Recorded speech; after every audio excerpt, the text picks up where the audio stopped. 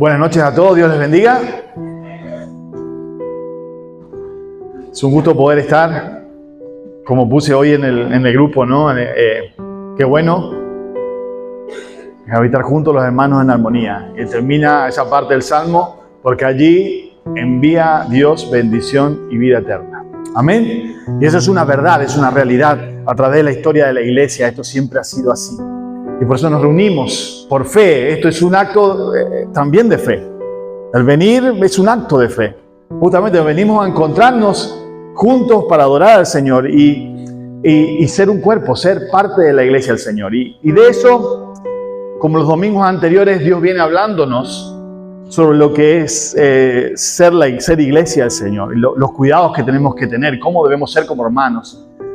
Recuerdan que yo les dije, y veníamos hablando, que Jesús está ya en la última etapa de su ministerio, ya está pronto, ya el capítulo 19, ya vamos a verlo a Jesús entrando a Judea, ya para ir a Jerusalén.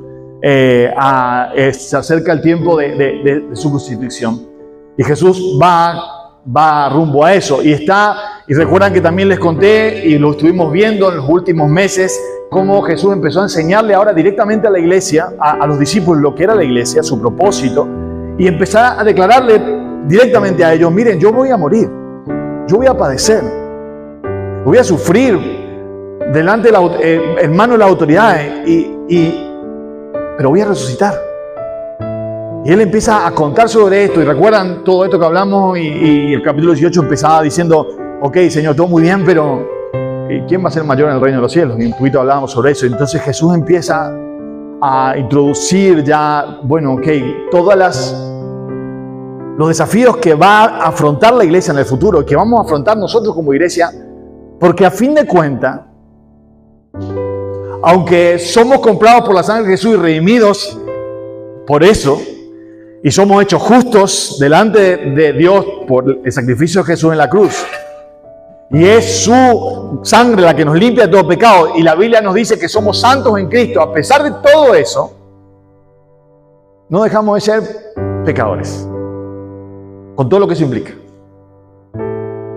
Que en cierta forma entre nosotros a veces va a haber dificultades, y va a haber malos entendidos, y debemos velar unos por otros. ¿Se acuerdan que habíamos hablado el domingo pasado justamente? Mira que tu vida y lo que hagas con tu vida no es una cuestión de que solo te afecta a vos, sino que tu vida como un cuerpo va a afectar positiva o negativamente a la vida de los hermanos que están a tu alrededor y de la gente que está a tu alrededor.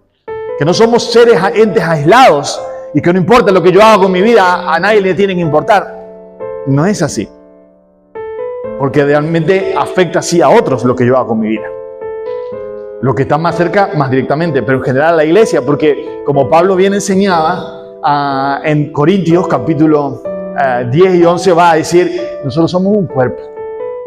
Y si uno de los miembros del cuerpo se duele, le pasa algo, todo el resto del cuerpo lo sufre. Para muestra un botón, pegate un martillazo con el frío ahora, nomás en el dedo, y veamos si dice: ¡ay, el dedo! Pobre dedito que mira cómo quedó morado. No. Va a decir: ¡ah! Porque todo se siente. Bueno, en cierta forma de eso está hablando. Jesús está empezando a enseñar eso. Y vamos a avanzar. El capítulo 18, seguimos, versículo 15. Hoy vamos a ver... mis hermanos, mira, este pasaje me hizo pensar mucho. De verdad que lo vengo pensando y rumiando toda la semana, bien fuerte, y yo espero que el Señor me dé gracia de poder transmitirles, porque creo que es fundamental para la vida de la iglesia y el crecimiento como iglesia. Porque acá Jesús va a cerrar estos pasajes que vamos a leer con dos pensamientos que son sumamente vitales y profundos, y que nosotros muchas veces lo usamos para cualquier cosa, pero no importa, pero que son vitales y profundos, que son uno de ellos diciendo: si ustedes se ponen de acuerdo en algo, yo lo voy a hacer. Y el otro diciendo: donde dos más estén reunidos en mi nombre, allí estoy yo en medio de ellos. Pero nosotros solemos tomar eso, aislarlos completamente, usarlos para lo que queremos. Y no siempre está mal hecho, pero de verdad que Jesús lo pone por una razón en este contexto. Y está en el contexto de los posibles problemas que pueda haber en la relación entre nosotros, y cómo debemos subsanarlos.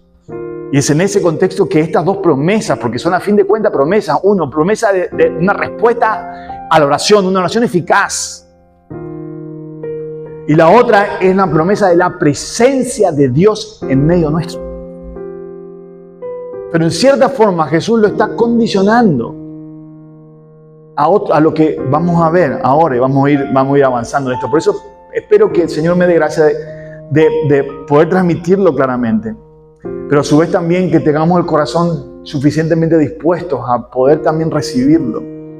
Y poder en un día de Santa Cena justamente poder evaluar nuestras vidas frente a la palabra de Dios. Y cómo somos respecto a esto en nuestras familias, pero especialmente en la iglesia. Sí, dice así, sin más preámbulos, versículo 15, dice, y si tu hermano peca,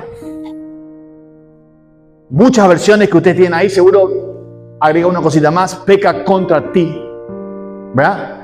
Ahora voy a explicar por qué hay diferencia entre versiones. Ve y repréndelo a solas. Si te escucha, has ganado a tu hermano. Pero si no te escucha, lleva contigo a uno o dos o más, para que toda palabra sea confirmada por boca de 2 o 3 testigos. Y si rehúsa escucharlos, dilo a la iglesia. Y si también rehúsa escuchar a la iglesia, sea para ti como el gentil y el recaudador de impuestos. Otra versión dice el publicano. En verdad os digo, todo lo que atéis en la tierra será atado en el cielo, y todo lo que desatéis en la tierra será desatado en el cielo. Esto ya lo escuchamos un poquito antes, diciéndolo a Pedro específicamente, y ahora lo dice a todos los discípulos. Además os digo que si 2 de vosotros se ponen de acuerdo sobre cualquier cosa que pidan aquí en la tierra, les será hecho. Por mi Padre que está en los cielos, perdón. ¿Por qué? Quedé pensando. Porque donde están 2 o 3 reunidos en mi nombre, allí estoy yo en medio de ellos. Amén. Amén. Hermosas promesas que el Señor nos deja de su presencia y de la respuesta a la oración, pero que va atada indefectiblemente a una cosa: a la comunión de los santos. ¿Escucharon? La garantía de la presencia de Dios, por consiguiente, del obrar y el poder de Dios, la autoridad de Dios en medio nuestro, y la garantía de una oración eficaz, está directamente relacionada a qué comunión y cómo nos tratemos y cómo vivamos entre nosotros. Mirá vos. Pero vamos a orar, ¿sí? Ya vamos a empezar a desarrollar esta idea. Señor, gracias de verdad por tu palabra preciosa. Gracias que podemos venir juntos a alabarte. Señor, hay algo especial cuando tu iglesia se une. Señor, hay algo especial cuando tu iglesia tiene un corazón en unidad. Mi Dios, en una misma mente, un mismo corazón. Hay cosas pasan, Señor. Vos producís cosas, mi Dios. Es verdad que el que produce esa unión sos vos. Y el que lo comenzaste y lo llevaste a cabo en la cruz fuiste vos. Porque si no había posibilidad de unidad entre nosotros. Pero Señor, ese proceso también de cuidar la unidad, porque eso es nuestra responsabilidad, cuidar la unidad que tú lo lograste en la cruz. Señor, esto es nuestra responsabilidad. Por favor, ayúdanos ahora a tener nuestros corazones atentos a tu palabra. Dame gracias, Señor, de compartir con completa libertad. Señor, que mis pensamientos puedan concentrarse, mi Dios, para poder transmitirlos, Señor, sin barreras. Y te pido en el nombre de Jesús que seas tú hablando a nuestras vidas. Padre, de verdad que necesitamos escucharte. De verdad que necesitamos crecer como iglesia. Señor, necesitamos crecer como cuerpo tuyo. Necesitamos, Señor, quitar de nuestras vidas, que tú quites de nuestra vida aquellas cosas que impiden el obrar de tu Espíritu. Por favor, de verdad te necesitamos, Señor. Ayúdanos, confiamos en ti. En el nombre de Jesús nuestro Señor. Amén y amén. Entonces, Bien, ven, esto de seguir a mí me viene fantástico porque me ayuda a comprender y a ubicar todas las cosas. Si no, tendemos a hilar las enseñanzas y pierden muchas veces el sentido, la línea de lo que Jesús está enseñando. En este caso, Jesús está enseñando. El versículo, recuerdan que al principio, como dije, viene enseñando sobre lo que es la iglesia, su propósito. Recuerdan que de golpe Jesús va a decir, miren, el mayor es el que es como un niño. Y hablando de lo que significa la humildad, lo que tenemos que tener en nuestros corazones, cómo debemos ser como cristianos y del cuidado de otros a través de nuestras propias vidas. Que no vivimos aislados, sino que al contrario, lo que nosotros hagamos o dejemos hacer afecta al resto, ¿verdad? Entonces, ahora, el versículo central de toda esta idea es el versículo 14. Que lo leímos el domingo pasado. ¿Recuerdan cuando Jesús usa el ejemplo que del pastor que deja las 99 para buscar la perdida? Y termina esa parábola con una frase. ¿Se recuerdan cuál es? Porque no es voluntad del Padre que ninguno de estos pequeños se pierda. Dando a entender a los discípulos y a nosotros el valor que tiene cada alma. Y cuánto Dios ama cada alma, que no nos puede dar igual, que no nos puede dar lo mismo, que un hermano pueda quedarse en el camino o no, que no nos puede dar lo mismo cuando un hermano está debilitado, no nos puede dar lo mismo cuando vemos sufrir a alguien, no nos puede dar lo mismo porque a Él no le da lo mismo. Porque Él estuvo dispuesto de venir, de bajar del cielo, de bajar de su trono, venir a esta tierra, hacerse como uno de nosotros, porque por amor, porque nos amaba, porque recorrió nuestro camino, murió nuestra muerte y resucitó para darnos vida por amor a vos y a mí, porque Él no quiere que ninguno se pierda.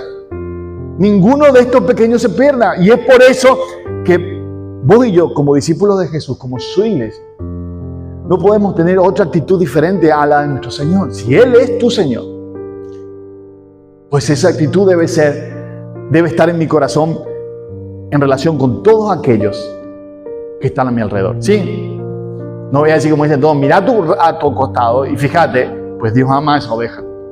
¿Saben? Dios ama tanto que ha dado a su Hijo. A pesar de que su pecado era tan profundo que necesitó de la muerte de su Hijo. Dios ama. Dios te ama a ti y ama al que está a tu lado. Sin dudas, esto es así. Ahora, como les dije, empezamos el versículo y ahora recuerden el centro entonces del versículo 14, pero el versículo 15 dice, y si tu hermano peca, y muchas versiones como le dije, dice pega contra ti. ¿Cierto? La Reina Valera todos dicen pega contra ti. Sí, la que tienen ahí van a encontrar. ¿Por qué esa diferencia? Porque los manuscritos más antiguos y más seguros no tienen esa referencia. Dice literalmente, si tu hermano peca. Es muy posible que ese contra ti fue agregado posteriormente. Pero en ningún modo eso significa que esté incorrecto. ¿Por qué? Porque si nosotros miramos en todo el contexto de lo que Jesús está enseñando, vamos a encontrar que claramente eso pega contra ti está bien puesto en el sentido para darle sentido a lo que ellos estaban escuchando. ¿Por qué? Si ustedes siguieran leyendo un poquito más, y lo vamos a ver el domingo posiblemente que viene, donde habla sobre otra cosa sumamente importante en la relación, que es el perdón.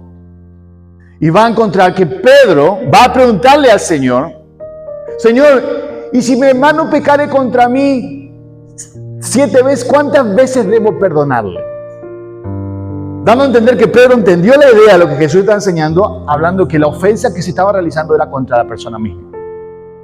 Entonces es muy posible, esa frase contra ti está perfecto, pero aunque si tomáramos solo peca de la misma forma, vamos a en esta noche tratar de abarcar los dos aspectos. Ver un hermano que peca, ¿qué hacemos? Y la segunda cosa es más complicada. ¿Qué hacemos si peca contra mí? Si la ofensa es contra mí. Porque dentro de todo reconozcamos que ver a un hermano que peca, reaccionar para ayudarle suele ser un poco más fácil, ¿cierto? Pero ahora que contra mí, la primera reacción es ¿no? Pero ahora vamos a ver qué es lo que el Señor Jesús enseña, sin dudas. Ahora, lo que es claro, sea cual sea, lo que es claro, que en la iglesia, y lo que Jesús está tratando de enseñar, es que en la iglesia lo que no puede haber entre hermanos es indiferencia. No hay la posibilidad. Fíjense, primero, no puede haber indiferencia si vos estás pecando. Vos tenés que saber que lo que vos hagas afecta al otro. Pero también no puede haber indiferencia si ves al hermano pecar y no puedes mirar para otro lado. No puedes dejar avanzar al hermano hacia el precipicio sabiendo dónde va a ir y callarte para evitarte problemas. No hay. Entonces no cabe la idea de Caín. ¿Se acuerdan cuando Dios le preguntó a Caín, ¿dónde está tu hermano? ¿Qué dijo? ¿Es que soy yo acaso guarda de mi hermano? Pues déjame decirte que sí. Sí eres guarda de tu hermano. No pueden decir que no de la misma forma que Caín. Pero por otro lado, siempre tenemos todos los extremos, nosotros nos gusta andar en extremos. Tenemos que tener cuidado de ponernos también de golpe de jueces. Y está buscando a ver dónde está el que peca, ¿no? Para hacer justicia. O para encontrarle el gozo y encontrarle dónde está. Algo mal tiene que tener y empezar a buscar y ponernos de policía, porque eso tampoco es la historia. De eso claramente el Señor no está hablando, ¿verdad? No está hablando puntualmente sobre eso. No debemos olvidar que el Señor, hace poquito enseñó sobre la humildad, el cuidado del otro, la preocupación. Va a enseñar ahora, más adelante, sobre el perdón. Estas son cosas indispensables para una comunión real. Sin duda, sin esto no puede haber una real comunión. Sin perdón, sin amor, sin humildad, sin sencillez de corazón, sin un real interés por el otro. Lo que tendríamos en medio nuestro, lo único que seríamos un grupo de personas que se reúnen. Pero nunca seríamos la iglesia de Cristo. En la iglesia de Cristo esto no es así, y es lo que Jesús está tratando de enseñar. En su iglesia, a estas cosas realmente no hay. Ahora, vamos al texto y dice, si tu hermano peca, ve y repréndelo a solas. Puesto que la iglesia se compone de personas imperfectas, Jesús da a entender ya de por sí que estas cosas van a pasar. Mi hermano, para sacarnos todo el idealismo de la iglesia, a veces venimos afuera, y sucede muchas veces, los que son nuevos por ahí vienen de afuera, piensan, vengo a la iglesia donde hay personas que vienen hace rato a la iglesia, que siguen los caminos, por consiguiente son personas que son buenísimas. Son mucho más maduras y seguramente entre ellas se llevan fantástico y se aman y se respetan. Y aunque vamos en ese camino, la realidad es que todavía entre nosotros muchas veces no somos perfectos. Y la realidad es que en esta tierra nunca vamos a encontrar una iglesia perfecta.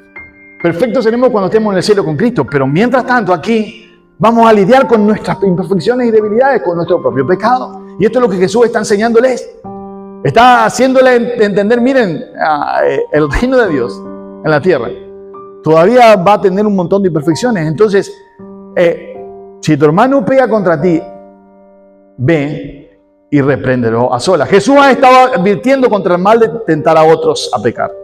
En vez de ser una causa de la ruina de alguien, todo seguidor del Señor debería dedicarse a hallar a la oveja perdida que se ha descarriado para llevarlo de regreso al redil. Pero supongamos que la cosa es diferente. Supongamos que yo mismo no soy el pecador, el que hace que otros sean vueltos en el pecado, sino más bien aquel contra quien se ha pecado. ¿Qué hago entonces? ¿Qué reacción tengo que tener? Cuando hay un caso de ofensa, cuando alguien te ofende, honestamente, ¿quién debe ser el que tome la iniciativa para resolver el problema? No es normal que se diga, él estuvo mal, que venga y hable. Me faltó el respeto, que pida perdón. Y está hablando la iglesia y está hablando de matrimonio, el ambiente que ustedes quieran poner. No, sí, me dijo eso, no me saludó, ya podemos poner diferentes niveles de problema, ¿no? O me ofendió o no me pagó. Todos son pecados, ¿no? Contra otros, ¿verdad? que venga, pedir perdón y solucione. Yo voy a ir. ¿Por qué si yo no hice nada? ¿Por qué yo tengo que ir si él es el que metió la pata? ¿Verdad? Ese es el sistema humano para solucionar las cosas. ¿Es o no? En el mundo esto es así. Afuera esto es así. Muchas veces, lamentablemente, entre nosotros esto es así. Pero ahora Jesús va a decir otra cosa. Jesús está enseñando algo completamente diferente. Algo contracultural y diferente del mundo. Dice, si alguien pega contra ti, pues ve tú al hermano. ¡Wow! ¿Verdad? Qué tremendo. Hay dos posibles razones prácticas para que esto sea así. La primera de todo, muchas veces el que ofendió frecuentemente ni siquiera se dio cuenta que lo ha hecho. Cuando son ofensas sencillas, muchas veces el que ofendió ni se dio cuenta que habló mal, o que dijo algo incorrecto, o que sé yo qué cosa, pero ni se dio cuenta, ¿verdad? La segunda que puede pasar también es que muchas veces la ofensa no fue tal, sino la sensibilidad del otro, por eso también puede pasar. Perdón, y la tercera, si hubo una ofensa real, el que ofendió demuestra una flaqueza espiritual que muchas veces no le permite tomar una iniciativa para arreglar la cosa. ¿Entienden? En realidad, aquel que es más maduro es el que va a ir a tratar de solucionar, a pesar de que no sea él el que causó la afrenta. A fin de cuentas, eso. ¿Quién ama más? ¿Quién es más maduro en el Señor? ¿Por qué? Porque como vamos a ver acá, el real interés para esto no es ni que me pida perdón, ni que yo no me sienta mal. El real interés de esto es que esa persona que pecó pueda restaurarse y no se pierda. El real interés no está en mí, sino mi interés en realidad está en aquella persona que se equivocó. Yo busco el bien de la otra persona. ¿Qué hacer entonces según lo que el Señor enseña? Primera cosa, escuchen, voy a hablar de cuestiones puramente prácticas. Y Dios quiere que muchas de ellas podamos empezar a aplicarlas en nuestra propia vida. Posiblemente algunos la apliquen ya, pero que son sumamente importantes para una correcta y una sana relación entre el cuerpo de Cristo. Y cuando hablo del cuerpo de Cristo, hablo de la iglesia, la familia y así. Debemos estar muy seguros que realmente alguien ha pecado contra nosotros y que si lo dejamos así puede afectar su comunión y su vida. Bien seguro que realmente la ofensa ha sido realmente hecho. Debemos asegurarnos que nuestro propósito sea bíblico. No hacer justicia por mano propia, aunque a veces pueda pasar por nuestra mente una cosa así, querer arreglar las cosas, ¿no? Sino procurar ganar al hermano por medio de la reconciliación, la restauración y la armonía fraternal. No es cuestión de que me he ofendido por mi orgullo, sino simplemente es cuestión de buscar el bien del otro. Es decir, que la motivación para hacer esto debe ser siempre el otro. Mi preocupación debe ser la otra persona. Que si sigue en ese camino, es lo mismo que si veo a alguien que está pecando. Aunque no sea contra mí, si sigue en ese camino, yo no lo puedo dejar. Yo no puedo, hermano, pero el mismo principio. Si ustedes ven una persona que va caminando y lo ven mal y va caminando derecho a la ruta con todos estos camiones, y es simplemente, es la misma historia que yo dé la vuelta y diga que sea lo que Dios quiera. ¿Lo dejarían? Yo sé que ninguno lo dejaría, ¿cierto? Bueno, un poco de eso está hablando el Señor. ¿Dejarías a alguien ir por mal camino? Porque no es tu problema. Ah, no, porque es el problema del pastor. No, hermano, si el Señor te ha mostrado, mi querido, la vida de esa persona está en peligro. Y acá va a haber claramente esto. Entonces, por alguna razón Dios te ha hecho para que vos seas aquel instrumento en las manos de Él para restaurar a la persona que está en pecado. Ve y muéstrale su falta, dice la Biblia. Jesús quiere que vayamos con ese espíritu, con ese corazón a la persona. Y saben, muéstrale su falta, en el griego es convéncele. Trata de convencerlo. Y acá no nos da una cuestión si tenemos que ir 1, 2, 3 veces a tratar de convencer a la persona de que está mal. Pero hacer todo el esfuerzo de tratar de que esa persona vuelva en sí, convencerla. Va en dirección con lo que enseña el Antiguo Testamento, Levítico, que dice: no aborrecerás a tu hermano en tu corazón. Razonarás con tu prójimo para que no participes de su pecado. Le harás ver que su vida está mal, o que lo que está haciendo está mal, o que está yendo por mal camino. No dejarlo a solas. Y esto es muy importante. Y acá es donde se complica la cosa. Y dice Jesús: hazlo, ¿cómo dice? Con un grupo de personas. Convérsalo con todo lo que está a tu alrededor antes de ir. ¿Dice así? ¿Qué dice? Sin miedo, ¿qué dice? A solas. Hazlo a solas. La primera vez a solas. ¿Qué es lo que solemos hacer apenas veamos mal de algo o algo me ofendió? ¿Qué es lo primero que hacemos? Díganme ustedes. Lo hablo con alguien. A orar. ¿Verdad? O decir, ¿viste cómo me vino? ¿Viste lo que me dijo? ¿Qué voy a decir que tengo que decir? O a veces al principio no. Al principio lo que hacemos normalmente es, en lugar de ir a afrontar la situación, lo que hacemos, empezamos a trabajar en la mente. ¿No? Fui a la iglesia y nadie me saludó. Nadie vino a saludar. Y empezamos a trabajar. ¿Por qué será? Empezamos, y de golpe, lo que a fin de cuentas por ahí fue un descuido, una situación extraña, o algo que, o los hermanos, qué sé yo, no sé qué, se transformó en mi corazón y en mi mente un problemón que me separa de mis hermanos. Porque eso hace este tipo de pensamiento, nos va separando del resto. Esto pasa, hermano, en toda relación. Díganme que no pasa entre los matrimonios. Muchas veces, por no hablar. Díganme que no pasa en la relación entre hermanos o en la misma familia. Pasa lo mismo en la iglesia. Entonces, pero lo que Jesús nos dice, háblalo a solas.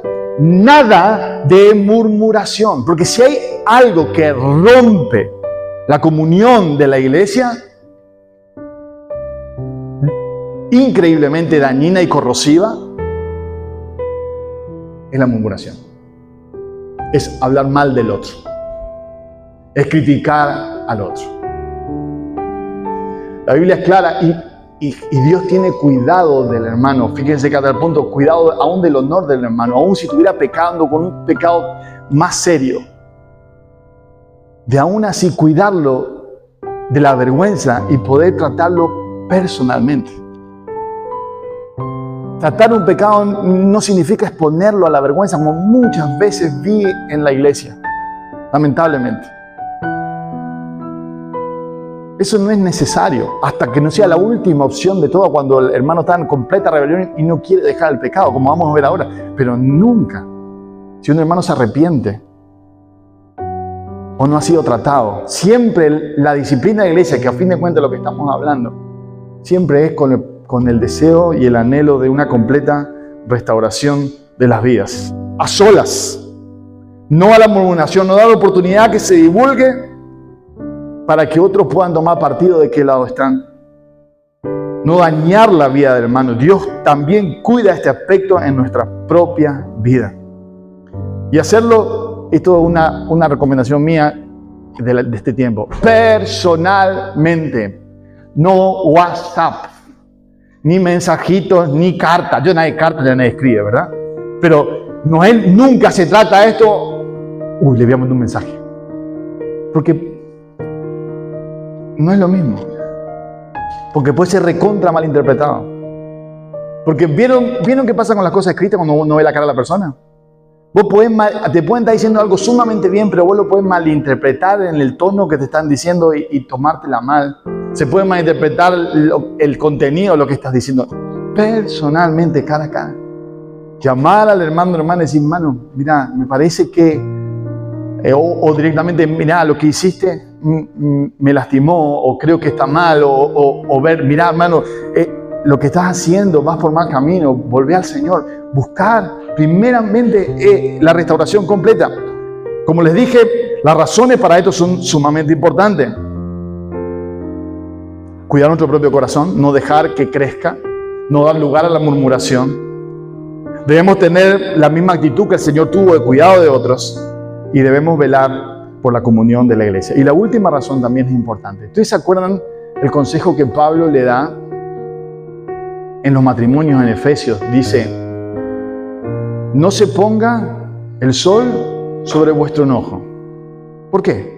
Ni deis lugar al diablo. Porque cuando eso queda en medio nuestro, cuando hay disensiones, peleas, enojos, cuando hay pecado, en medio de la iglesia lo que estamos haciendo es dar lugar al enemigo en nuestras vidas y en la vida de la iglesia.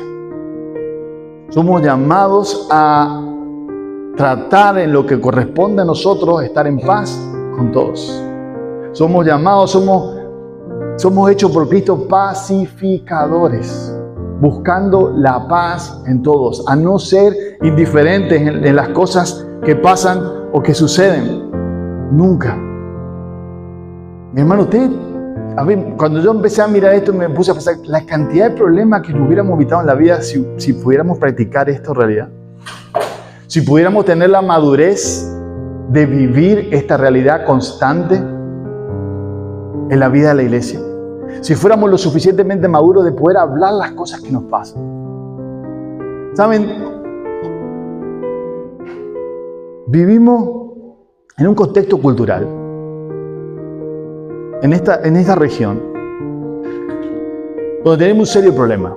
A todos nos cuesta. A todos nos cuesta confrontar con los problemas. En un contexto donde a veces vos le preguntás a alguien, ¿está todo bien? Sí. No pasó nada, seguro, ¿no te enojaste? No, todo bien, no pasa nada. Pero terminaste de hacer eso, se dio vuelta y habló con otro y dice, mirá, es lo peor. Nos cuesta mucho confrontar. Decir lo que hay en nuestro corazón cara a cara. Y a merced de eso nos podemos llevar la carga y el descontento por tiempo y tiempo. El problema es que eso en nuestro corazón va produciendo una raíz de amargura que va haciendo todo más difícil. Y cuando eso está en nuestro corazón, entonces empezamos a ver todo mal. Hermano, cuando vos estás mal con un hermano, no va a faltar mucho tiempo que si no solucionás ese problema, dentro de unos meses vos vas a empezar a ver mal a otro hermano. Y otro más. Y el otro hermano que se junta con ese hermano. Y el otro que se rió y le saludó bien a ese hermano. Y de golpe cuando te diste cuenta, vos estás mal con todo el mundo. Y ya perdiste. Porque dejaste lugar al enemigo en tu propio corazón. Y de golpe ya ni siquiera vas a querer estar más en la iglesia. Y venir más. Y para completar en tu mente vas a encontrar razones de más para decir, yo tengo razón. Porque son unos egoístas, o porque son unos fríos, o porque son uno esto o aquello, porque en la iglesia no hay, y empezamos porque en la iglesia no está el Señor, porque en la iglesia no está el Espíritu, porque en la iglesia son todos fríos, y empezamos a mirar todo eso, pero en realidad, aunque la iglesia no es perfecta, el problema está en mí mismo y en mi propio corazón, que ha dejado que esa raíz de amargura empiece a ganar mi vida, y yo empiezo a ver todo con esos colores. Creo que es otra de las razones más importantes porque el Señor nos dice, si ve a alguien, si a un hermano pega contra ti, pues ve. Pero ¿por qué otra razón tampoco no podemos dejar, siquiera si vemos a alguien pecando, y hacernos indiferentes? Porque, como dijimos al principio, el pecado del hermano va a dañar también la vida de la iglesia. Y va a dañar su propia vida. Y como dice el Señor, no podemos ser indiferentes porque el Señor murió por esa vida. ¿Y quién soy yo para no darle valor a la vida del hermano que se está yendo al garete y Dios me mostró a mí la situación en la que está. Mi querido, a fin de cuentas, Dios va a pedirte cuenta de esa vida. Dios va a pedirte, así como le dijo a Caín, ¿dónde está tu hermano? ¿Dónde está el hermano que le viste hacer eso? ¿Dónde está? ¿Qué hiciste? Ese hermano por el cual yo morí por él. Y tendremos que también rendir cuenta, especialmente y primeramente aquellos que están sirviendo y trabajando en la iglesia. Pero en general, toda la iglesia en sí tiene la responsabilidad de que podamos velar unos por otros constantemente. Dice, versículo 16, pero si no te escucha, porque puede pasar que vos lo confrontes y no quiera escuchar, lleva contigo a uno, dos o más, para que toda palabra sea confirmada por boca de dos o tres testigos. Esto es muy común aún en el Antiguo Testamento, que esto sea sin buscar testigos. Pero hay razones también. Y si rehúsa escucharlos, dilo a la iglesia. Y si también rehúsa escuchar a la iglesia, sea para ti como un gentil, y dice muchas versiones, un publicano, que es lo mismo otra, un recaudador de impuestos. Fíjense cómo el Señor, a fin de cuentas, hermano, no permite el pecado dentro de la iglesia. Y capacita con autoridad a la iglesia para tomar ciertas decisiones que son difíciles y duras, pero que son necesarias para la sanidad del cuerpo. Actuar con autoridad, siempre, y quiero recalcar y no me voy a cansar de recalcar, siempre en un contexto de reconciliación, de humildad, de amor y de perdón. Siempre buscando la restauración del otro. Ese es lo principal. El único que puede impedir esa restauración es la persona misma en su rebelión. Pero siempre la iglesia va a buscar ese objetivo constantemente. ¿Cuál es el propósito de los testigos? ¿Por qué llamar cuando no hay caso? El propósito de los testigos es triple. Escuchar en la forma más objetiva el planteo de las dos partes.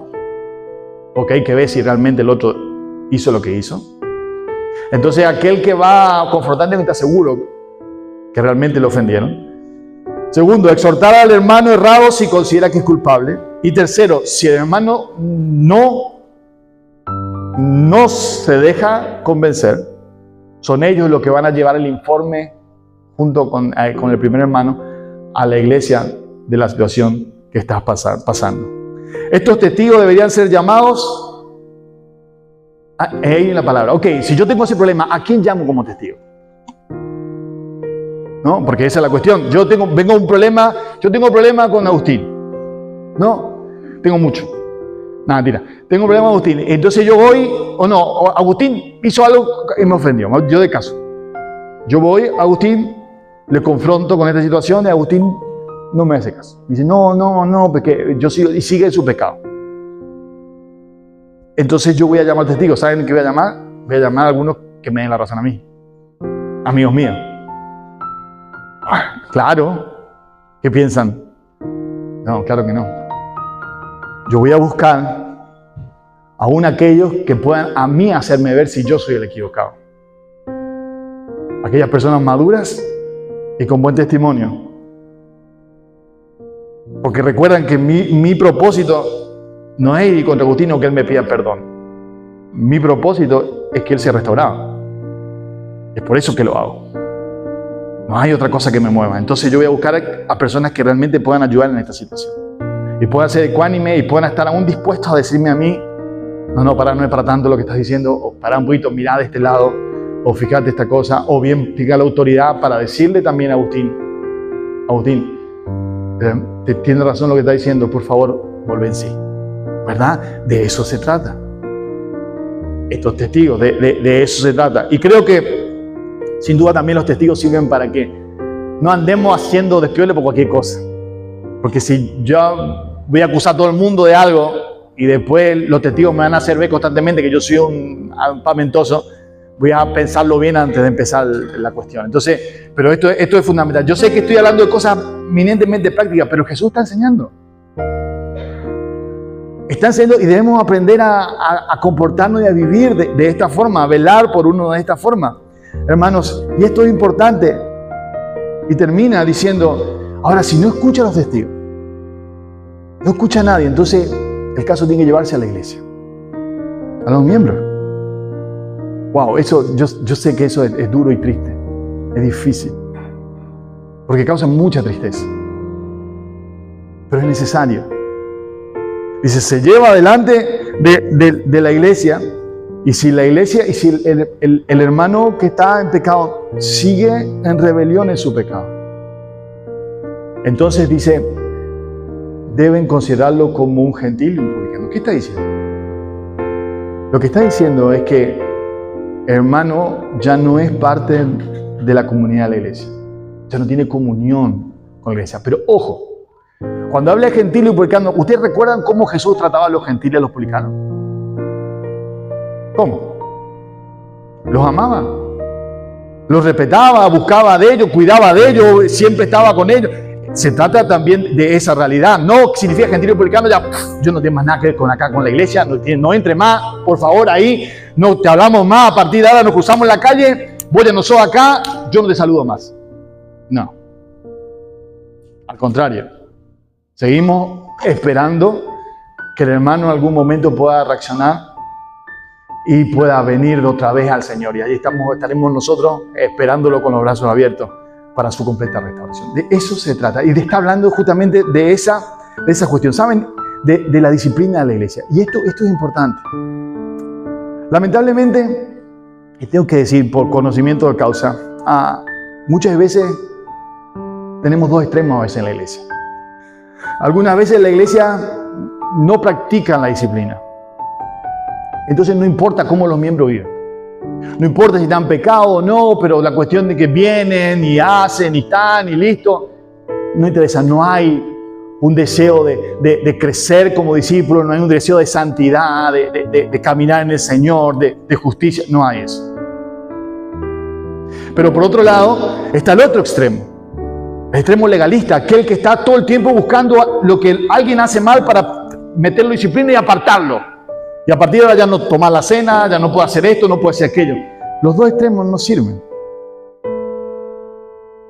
Y son peligrosos para la iglesia. Son peligrosos para su crecimiento. El permitir el pecado libremente a personas pecando dentro de la iglesia abiertamente, que son miembros de la iglesia, estoy hablando de personas que son miembros de la iglesia, hermano, eso es malo y daña a toda la iglesia. Pero el querer perseguir a todo el mundo en sus errores y no actuar con misericordia y restauración, buscando la restauración de la persona, también es terrible. No refleja el carácter de Cristo y lo que Jesús estaba enseñando en la iglesia. Me encuentro, por ejemplo, hablando de permitir en Apocalipsis, la iglesia de Pérgamo. Escuche lo que dice. Apocalipsis 2 versículos, 14, 15 y 16, 3 versículos. Pero tengo unas pocas cosas contra ti, dice el ángel a la iglesia. Que tienes ahí a los que retienen la doctrina de Balaam, que enseñan a Balac a poner tropiezo entre los hijos de Israel, a comer cosas sacrificadas a los ídolos y a cometer fornicación. Y también tiene a los que retienen la doctrina de los nicolaitas, la que yo aborrezco. Por tanto, arrepiéntate, pues si no, vendré a ti pronto y pelearé contra ellos con la espada en mi boca. El Señor dando a entender claramente que Él no quiere el pecado actuando libremente en la vida de la iglesia. Hermanos, Él murió por una iglesia para que seamos una iglesia santa y sin mancha. Porque Él es santo. Y está haciendo un proceso en nuestras propias vidas para crecer en conocimiento del Señor, en el amor del Señor, pero también en santidad. En ser un poquito cada día más parecidos a Él. Donde se practique el amor, se practique la paciencia, la reconciliación, el perdón, como vamos el domingo que viene, el perdón puntualmente, todo eso tiene que haber, pero tiene que haber en un contexto donde buscamos realmente crecer, donde buscamos realmente ser discípulos de Cristo, donde no nos da lo mismo la forma en que vivamos. Y esto es una seria advertencia para la confusión que tienen algunos, de decir, ok, mira, yo ya acepté al Señor, yo me bauticé, yo soy salvo. No importa qué haga con mi vida. Si yo ahora por un tiempo me voy acá, voy allá, o esto, aquello, mi vida, cualquier cosa, total, yo no soy salvo. Ojo con eso, porque eso es una gran mentira, mi querido. Es una gran mentira. Sí, aquel que realmente es salvo, aquel que realmente el Espíritu de Dios vive en su vida, aquel que realmente ha nacido nuevo, el Señor va a guardarle. Sin duda, el Señor va a guardarle hasta el fin. Pero si vives no conforme a tu salvación y a tu realidad, yo te tengo que preguntar, ¿estás segura que realmente eres un hijo, una hija de Dios? ¿Estás seguro que realmente has nacido de nuevo? Porque si has nacido de nuevo, mi querido, aunque pecas muchas veces y te equivocas, no te da lo mismo pecar. Te duele en el corazón fallarle a tu Señor. Te duele en el corazón vivir una vida que no es conforme a lo que Dios quiere. Te duele en el corazón hacer cosas que entristecen al Espíritu Santo en tu vida. No te da lo mismo. Y aunque lucháis, posiblemente caiga una y otra vez, pero cada vez tu corazón se parte de dolor por haber caído. No te da lo mismo. No te engañes. Evalúa tu vida realmente, si realmente eres un hijo o una hija de Dios. Y por favor, ven a Cristo. Vuelve a Él. Si estás lejos de Él, vuelve a sus pies ahora mismo, que hoy es tiempo de salvación. Amén. Dice, entonces, bueno, si rehúsa escuchar, trata como gentil y publicano. Ahora, versículo 18, y acá viene una serie de 3 versículos que son wow. Que va el corolario y la explicación de todo, de por qué es importante lo que enseñó a continuación. Dice, en verdad os digo que todo lo que atéis en la tierra será atado en el cielo, y todo lo que desatéis en la tierra será desatado en el cielo. ¿Recuerdan cuándo esto fue dicho anteriormente?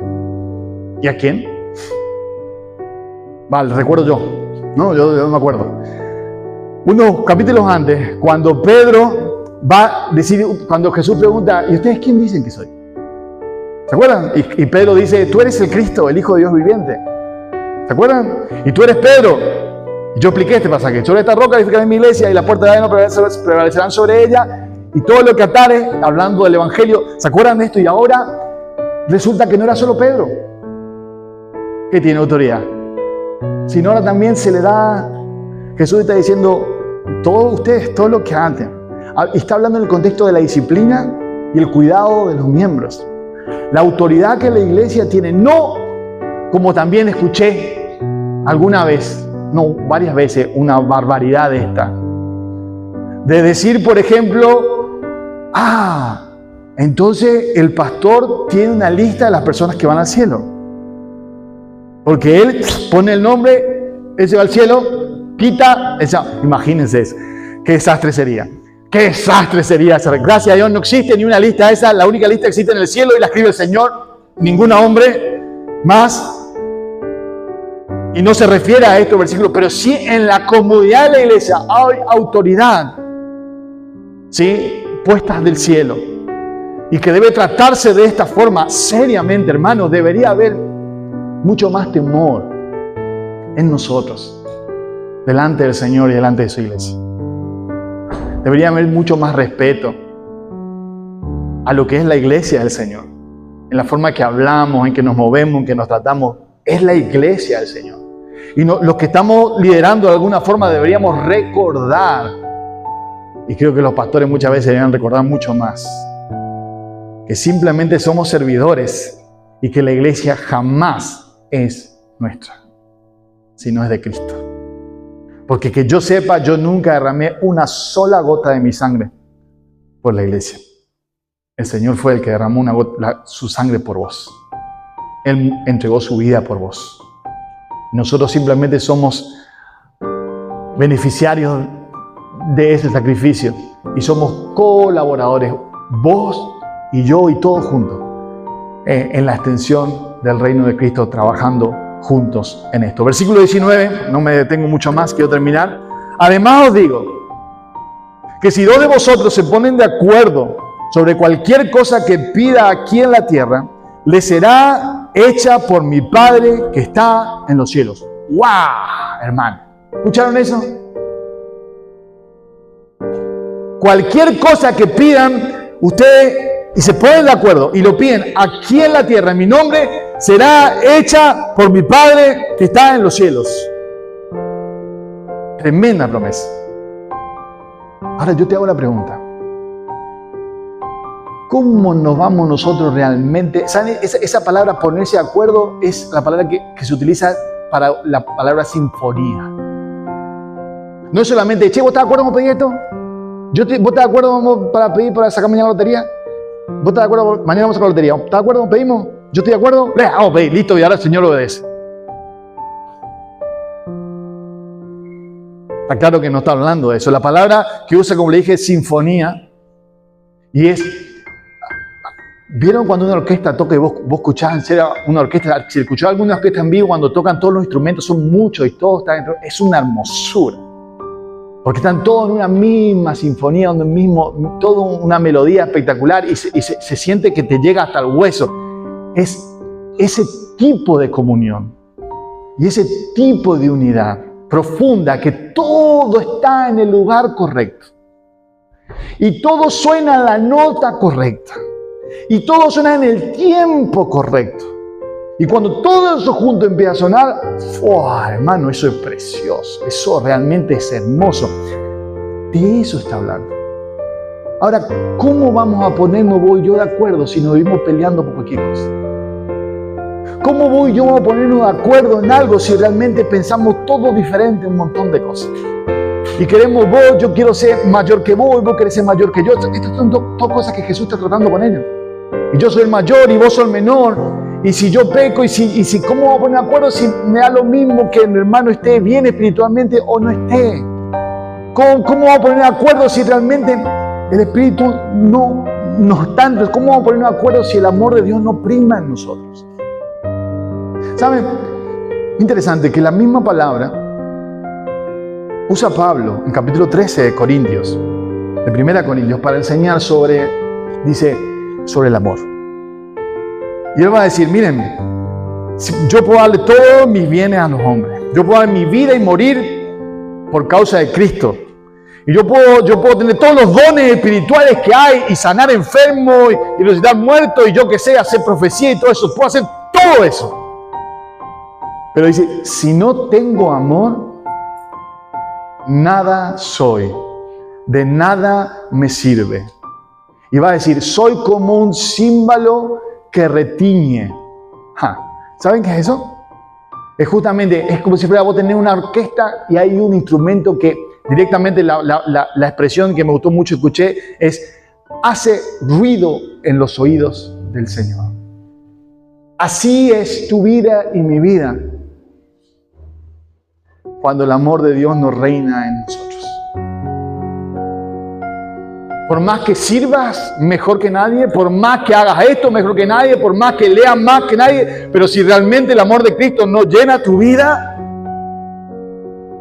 entonces a los oídos del Señor sos un ruido, alejado de la sinfonía.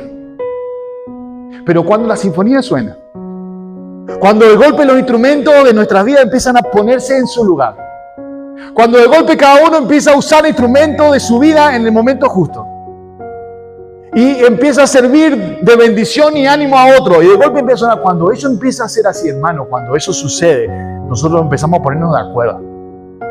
¿Saben? Y nuestros corazones se ponen de acuerdo no solo entre nosotros.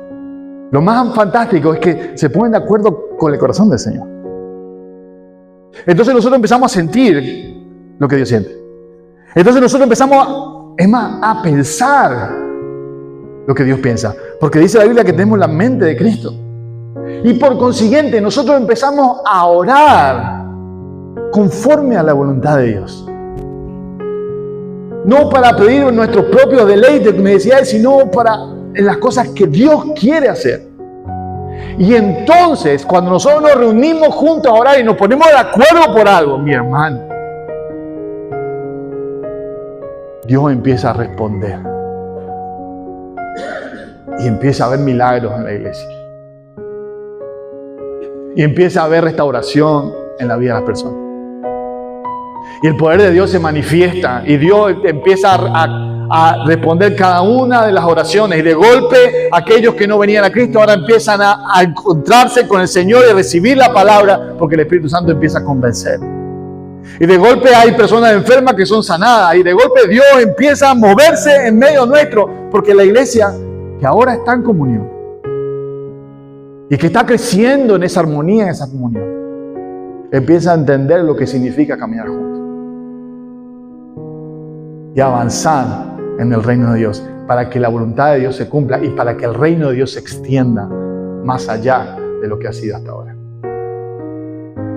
Porque aparte los que entran, ¿saben? Entran en esa sinfonía. Y van mucho más rápido porque entran en esa sinfonía y empiezan a ver, como vimos en las células, ¿no? Empiezan a imitar a los otros. Y empiezan a ver lo que significa un hermano maduro, una hermana madura, un hermano cristiano realmente. Y de golpe ven jóvenes comprometidos que en lugar de estar perdiendo el tiempo los fines de semana, o que sea boliche, lo que sea, no, están sirviendo al Señor y buscando otros jóvenes. Y cambia la cosa. Y su anhelo de todo es compartir la verdad del Evangelio con los que no conocen al Señor. Y sí, aún siguen luchando. Y aún a veces caen, pero ahí está, siempre hay alguien al lado para levantarlo nuevamente. Y si hace falta subirlo sobre el hombro acá y sostenerlo, y si hace falta caminar mucho juntos, y lo hacen. Porque entendieron del amor de Cristo, entienden cuánto Cristo ama cada alma. Porque Él es nuestro pastor, ¿verdad? Y termina en versículo 20, y termino yo también. Porque donde están 2 o 3 reunidos en mi nombre, allí yo estoy en medio de ellos. Hermano, porque cuando eso pasa, es señal de una sola cosa. Cuando hay armonía y todo eso, cuando hay armonía, eso pasa, es señal de una sola cosa: que la presencia de Dios está en medio de su pueblo. Es certificación de la presencia de Dios en medio del pueblo. ¿Saben qué? La comunión de sus santos. Esa comunidad de restauración, de ayuda mutua, de soportarse, de animarse, de perdonarse.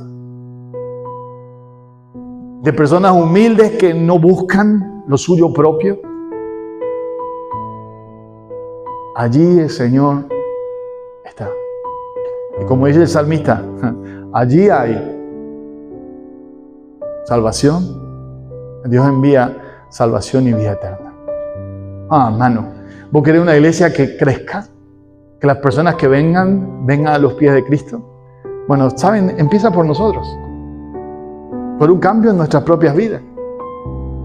Por crecer como discípulos. Pero todo comienza con un proceso, ¿verdad? Y creo que es una oportunidad importante en esta Santa Cena. Y termino con la conclusión. Es decir, que la autoridad de la iglesia, en cierta forma la eficacia de la oración y la garantía de la presencia de Dios, se da justamente cuando la iglesia vive la realidad del Evangelio. Ni más ni menos. Una realidad en la que impera la humildad, la sencillez, el amor sincero por el hermano, la preocupación y ocupación por la vida del prójimo, pero también donde hay integridad, donde hay santidad y hay lucha real contra el pecado, donde se practica el arrepentimiento, porque reconoce que pecamos, pero automáticamente que pecamos nos arrepentimos y confesamos nuestro pecado al Señor, y cuando es necesario también a otros para que nos ayuden en nuestras debilidades. O si queremos mirarlo negativamente, donde no hay murmuraciones, ni falsedades, ni hipocresías, donde no reina el orgullo, donde no hay posibilidad y lugar para la indiferencia, ni hacia los hermanos, pero tampoco hacia un mundo caído que se pierde sin Cristo. Allí está la presencia de Dios. Y allí el poder, la autoridad del Señor y su presencia se manifiestan en medio nuestro. Mis queridos, saben, tenemos que reconocer, creo, como iglesia, dar gracias a Dios por lo que el Señor ha hecho hasta ahora. Pero creo que tenemos que reconocer también que mucho que todavía tenemos para crecer. Todavía no sabemos y nos cuesta mucho tratarnos entre nosotros. A veces fallamos. Todavía nos enojamos por cualquier cosa. Y nos ofendemos demasiado. Todavía nos cuesta, y vamos a ver el domingo que viene, si Dios quiere, el tema de aprender realmente a perdonar. Y arrastramos todavía cosas del pasado que nos atan y nos envuelven. Creo que todavía nos falta crecer. Y que ahora, recordando, viniendo a la mesa del Señor, que también sea una oportunidad para que seamos sinceros con Él. ¿Saben?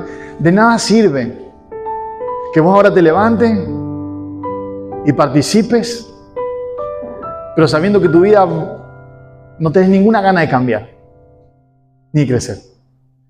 Pero tampoco sirve que digas yo soy sincera o sincero y no voy a participar porque yo sé que no voy a cambiar. De una forma u otra, tu vida está lejos del Señor y está mal. Pero la diferencia está en si estás dispuesto a decirle, Señor, yo no sé ni cómo cambiar. Señor, yo soy débil. Y el mundo a veces me gana. Pero yo quiero caminar con vos. Yo necesito de tu fuerza. Yo quiero que tu gracia me ayude a amar más a mis hermanos. Y a apreciar las cosas que tienen, Señor, y que yo no tengo. Yo quiero que en tu gracia, Señor, me ayude a ser más paciente. Yo quiero que en tu gracia, Señor, me ayude a ser más diligente en la lectura de tu palabra, en la oración, de crecer como discípulo. Señor, yo lo he intentado muchas veces. Y muchas veces he fracasado. Pero yo no quiero mirar más atrás, sino quiero mirarte a ti. Y quiero pedirte, ayúdame, Señor, a comenzar de nuevo. Y a que juntos, Señor, podamos crecer. Bendice a mi hermano que está a mi lado. Y ayúdale también. Y ayúdame a ser un instrumento de bendición para el que está a mi lado. Hermano, que el Señor nos ayude como iglesia. En esta noche a poder venir a la mesa del Señor. Aquellos que ya pueden hacerlo. Aquellos que han pasado por las aguas de bautismo. Que han tenido un encuentro con el Señor, que han sido buscados por el pastor, que han sido llevados a su redil, que puedan venir con fe a esa mesa, a pedir, Señor, renueva mi vida. Una vez más te necesito. Perdóname mis pecados, perdóname mis fallas, perdóname mis debilidades, pero yo quiero. Pero también te quiero animar a vos que todavía no has dado ese paso por razones de tu propia vida, o cosas que sabes que Dios quiere que cambies. No te demores. Cada día que pasa es un día que perdés. De que Dios te bendiga, de que Dios llene cada vez más tu vida. Él te ama y te ama con amor eterno, pero quiere tener una comunión profunda contigo y no quiere que nada impida esa comunión que Él quiere tener con tu propia vida. Ponte a cuentas con el Señor. Arregla aquellas cosas que el Señor quiere que pongas en orden. Él te espera y Él te ama. Amén. Señor, gracias